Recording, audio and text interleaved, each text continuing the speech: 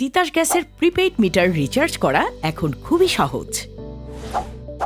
আপনার প্রিপেইড কার্ডটি নিয়ে নিকটস্থ যে কোনো পজ সেন্টারে যান এবং যে পরিমাণ টাকা রিচার্জ করবেন তা জমা দিন।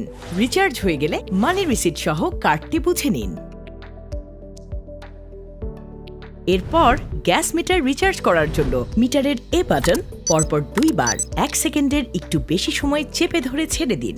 মিটারে ইন লেখাটি মিটমিট করে জ্বলে উঠলেই আপনার রিচার্জ কার্ডটি মিটারের বাটন দুটির ঠিক নিচে নির্ধারিত স্থানে চেপে ধরুন। এরপর ডিসপ্লেতে কার্ড লেখাটি কয়েকবার ভেসে উঠে পরবর্তীতে এজ লেখা আসবে। এরপরও 3 সেকেন্ড কার্ডটি ধরে রাখুন। ব্যাস, রিচার্জ কমপ্লিট। তবে রিচার্জের আগে যদি আপনার ব্যালেন্স শূন্য থাকে সেক্ষেত্রে মিটারে ক্লোজ লেখা থাকবে এবং আপনার গ্যাস প্রবাহ বন্ধ থাকবে। তাই মিটারের বি বাটনটি 5 সেকেন্ড চেপে রাখুন। দেখবেন ক্লোজ এর পরিবর্তে ওপেন লেখা আসবে এবং গ্যাস প্রবাহ পুনরায় চালু হয়ে যাবে।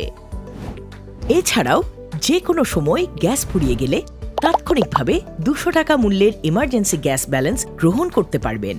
এজন্য ব্যালেন্স শূন্য হয়ে গেলে বি বাটনটি 5 থেকে 6 সেকেন্ড চেপে ধরুন। ডিসপ্লেতে ইসি লেখাটি ভেসে উঠলে এ বাটনটি একবার চাপুন। সঙ্গে সঙ্গে চালু হয়ে যাবে আপনার emergency balance. Prepaid gas metre ব্যবহার করুন, জীবনকে সহজ করুন।